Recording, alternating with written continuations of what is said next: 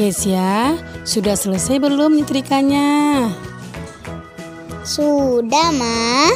Alhamdulillah, anak mama selain soleha juga rajin sekali ya. Iya, Ma. Tapi Kesia capek banget, Ma. Kita harus bersyukur, nak. Waktu mama masih kecil, menyetrika masih menggunakan arang. Tentunya lebih sulit kan? Karena kita harus membakar arang tersebut terlebih dahulu. Setelah arangnya panas, arang tersebut dimasukkan ke dalam setrika. Mengapa begitu, Ma? Mengapa orang-orang dulu tidak memakai setrika seperti zaman sekarang?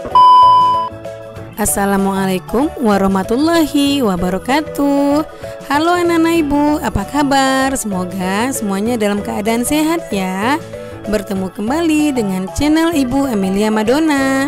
Kali ini kita belajar tentang tema 3, tokoh dan penemuan. Subtema 1, penemu yang mengubah dunia. Pembelajaran 1. Tonton sampai habis ya, jangan di skip. Materi ini berdasarkan buku tematik Kurikulum 2013 dan penerbit Erlangga. Sebelum kita mulai, jangan lupa kamu tekan tombol like, komen, share, dan subscribe ya. Juga tekan tombol lonceng notifikasinya agar kamu tidak ketinggalan video-video pembelajaran terbaru dari channel Ibu Amelia Madonna berikutnya. Terima kasih. Ayo nak, kita ke ruang tengah. Nanti mama akan jelaskan mengapa orang-orang dulu tidak menggunakan setrika listrik. Ayo, Ma. Kesia, waktu mama masih kecil belum ada listrik, nak. Jadi kami menyetrika pakaian dengan setrika arang. Sebelum ada listrik, manusia melakukan kegiatan sehari-hari dengan cara sederhana atau tradisional. Setelah listrik ditemukan, manusia dapat melakukan kegiatan sehari-hari dengan lebih mudah dan cepat. Sebelum ada listrik, untuk penerangan manusia masih menggunakan lilin atau lampu teplok. Cahaya lilin atau lampu teplok kurang terang dan sangat terbatas. Setelah listrik ditemukan, manusia menggunakan bola lampu untuk menerangi ruangan. Cahaya bola lampu jauh lebih terang dan dapat menjangkau ke seluruh ruangan. Wah, ternyata sekarang lebih enak ya, Ma. Berkat penemuan listrik pula, banyak kegiatan hidup manusia yang berubah. Di antaranya cara memasak, belajar, dan bekerja menjadi jauh lebih mudah dan cepat. Iya, benar sekali, nak. Waktu mama masih kecil, nenek menggunakan cobek dan ulekan untuk menghaluskan bumbu masakan. Kemudian, kalau sekarang kita sudah ada blender. Blender ini adalah alat untuk melumatkan buah, sayuran, makanan, atau bumbu masakan lainnya. Alat ini dapat memudahkan kita untuk menghaluskan bumbu masakan. Setelah menggunakan blender, kegiatan memasak kita pun menjadi lebih mudah dan cepat selesai. Contoh lainnya memasak nasi. Kalau orang-orang dulu memasak nasi menggunakan tungku atau kompor minyak tanah. Sekarang tidak lagi karena orang-orang banyak menggunakan magicom untuk memasak sekaligus memanaskan nasi tersebut. Nah, kemudian contoh lainnya mesin cuci. Kalau dulu mama mencuci pakaian menggunakan bros. Nah, kalau sekarang sudah ada mesin cuci, bisa mencuci sekalian mengeringkan pakaian tersebut. Tidak susah lagi kan menjemurnya lama-lama. Selain listrik, masih banyak contoh penemuan baru yang mengubah kehidupan masyarakat. Misalnya, penemuan baru dalam bidang komunikasi yang dapat menghubungkan antar manusia di berbagai wilayah. Telepon atau smartphone memudahkan manusia dalam berkomunikasi tanpa dibatasi jarak dan waktu. Nah, cara berkomunikasi antar manusia pun mengalami perubahan. Contoh lainnya adalah penemuan baru di bidang transportasi seperti mobil, motor, bus, kereta api, kapal laut, dan pesawat terbang. Penemuan-penemuan tersebut membuat masyarakat dapat berpergian kemana saja dan kapan saja. Oh, begitu ya, Ma. Terus, dulu kan belum ada HP atau ponsel. Bagaimana cara orang mengirim pesan, Ma? Kalau dulu orang-orang mengirim pesan dan menanya kabar dengan cara mengirim surat, tetapi memerlukan waktu beberapa hari. Terima kasih ya, Ma. Sekarang Keisha jadi tahu besarnya pengaruh listrik terhadap kehidupan manusia. Iya sayang, sama-sama. Itulah muatan IPS KD 3.2 dan 4.2. Selanjutnya kita ke muatan bahasa Indonesia KD 3.2 dan 4.2. Lihatlah lingkunganmu di malam hari. Cahaya lampu bersinar menerangi jalan, sekolah, dan rumah kita. Listrik telah mengubah wajah dunia. Tahukah kamu siapa tokoh yang berhasil menemukan mesin pembangkit listrik dan bagaimana lampu-lampu di rumah dapat menyala? Mengidentifikasi informasi penting dari teks eksplanasi. Teks eksplanasi merupakan teks yang berisi informasi tentang suatu hal atau fenomena yang terjadi di masyarakat, misalnya tentang budaya, gejala alam, dan proses terjadinya sesuatu. Seperti teks pada umumnya, kita dapat menemukan topik permasalahan dan simpulan dari teks eksplanasi. Topik permasalahan dapat ditemukan pada kalimat utama dalam setiap paragraf. Selain itu, kita juga dapat membuat simpulan dari sebuah teks eksplanasi. Kita dapat menuliskan simpulan dari sebuah teks eksplanasi dengan membaca keseluruhan isi teks tersebut. Nah, anak-anak ibu, coba dengarkan teks berikut baik-baik, kemudian pahami ya. Listrik mengubah wajah dunia. Listrik telah membawa banyak perubahan dalam kehidupan masyarakat di dunia. Michael Faraday adalah tokoh penemu arus listrik. Faraday lahir pada tahun 1791 di Newington, Inggris. Ia berasal dari keluarga miskin dan hanya sebentar merasakan pendidikan di sekolah. Dengan perjuangan keras dan semangat pantang menyerah, ia akhirnya berhasil membuat alat sederhana pertama yang dapat menghasilkan gelombang elektromagnetik. Tahukah kamu bagaimana perjalanan arus listrik hingga sampai ke rumahmu? Arus listrik adalah gelombang elektromagnetik, yaitu gelombang yang dapat merambat meski tidak ada media perantara. Gelombang elektromagnetik terbentuk dari hasil perubahan medan magnet dan medan listrik yang terjadi terus-menerus. Proses tersebut kemudian memicu terjadinya arus yang kemudian kita kenal dengan arus listrik. Arus listrik dihasilkan oleh generator raksasa pada pusat pembangkit listrik.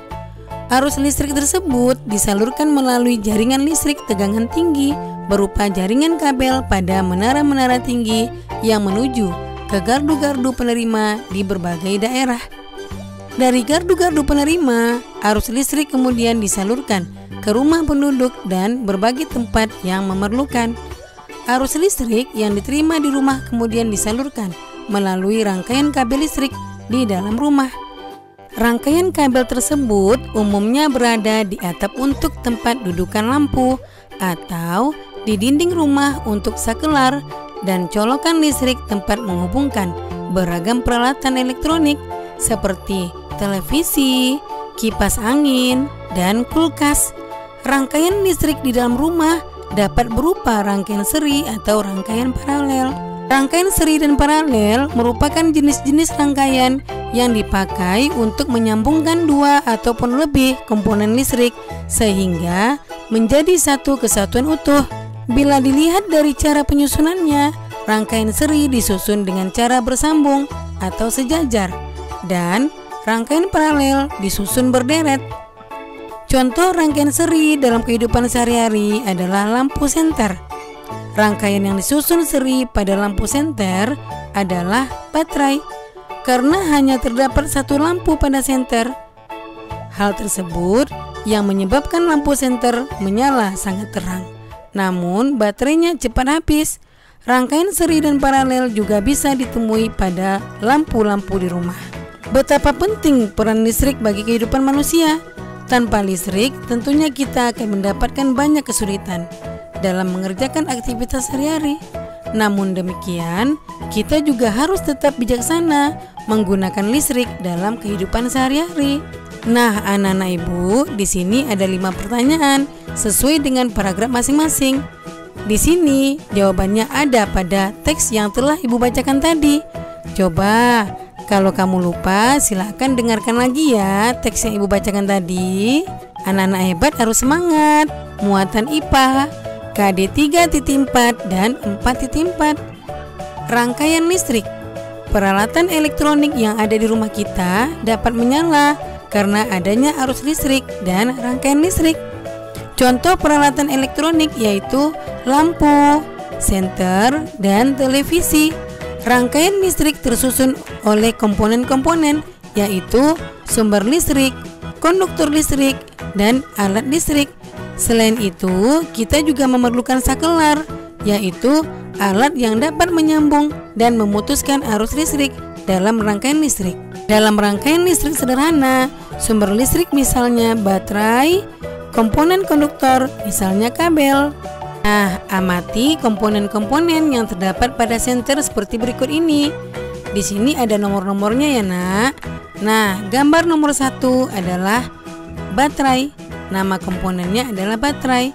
Fungsinya sebagai sumber arus listrik. Gambar kedua, lampu reflektor. Fungsinya mengumpulkan cahaya sehingga cahaya lampu senter menjadi lebih terang. Kemudian yang keempat adalah lempeng logam. Fungsinya sebagai penghantar arus listrik dari baterai ke lampu bohlam dari dasar bohlam. Kemudian yang keempat adalah saklar. Fungsinya adalah menghubungkan atau memutus arus listrik antara kawat pada terminal baterai dengan kawat dari dasar bohlam. Itulah 4 komponen dan fungsinya. Nah, anak-anak Ibu, jika komponen-komponen utama tersebut dirangkaikan untuk membuatnya kembali menyala, maka akan tampak seperti berikut. Jika kepala senter dibongkar kemudian dirangkaikan kembali hanya dengan menggunakan lampu, maka akan tampak seperti berikut. Nah, di sini ada 3 alat. Yang pertama, baterai berfungsi menghasilkan listrik. Arus listrik mengalir dari kutub negatif ke kutub positif baterai. Kemudian, kabel listrik berfungsi sebagai konduktor yang mengalirkan arus listrik. Kemudian, yang ketiga adalah lampu, yaitu fungsinya mengubah energi listrik menjadi energi cahaya. Nah, hampir sama ya dengan keempat fungsi pada baterai. Rangkaian listrik dibedakan menjadi rangkaian terbuka dan rangkaian tertutup. Pada rangkaian terbuka, salah satu komponen rangkaian tidak terhubung. Pada rangkaian tertutup, semua komponen terhubung. Rangkaian tertutup dapat dibedakan menjadi rangkaian seri dan rangkaian paralel. Rangkaian seri, beberapa peralatan elektronik yang ada di rumah tersusun dalam rangkaian seri. Ciri-ciri rangkaian seri adalah: yang pertama, rangkaian listrik dipasang secara berurutan atau seri dan tidak bercabang.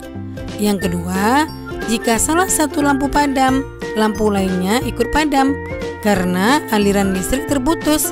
Contoh peralatan yang menggunakan rangkaian seri adalah senter. Nah, anak-anak Ibu, dengan video pembelajaran yang telah Ibu sajikan tadi, kamu dapat dengan mudah mengisi bagian berikut.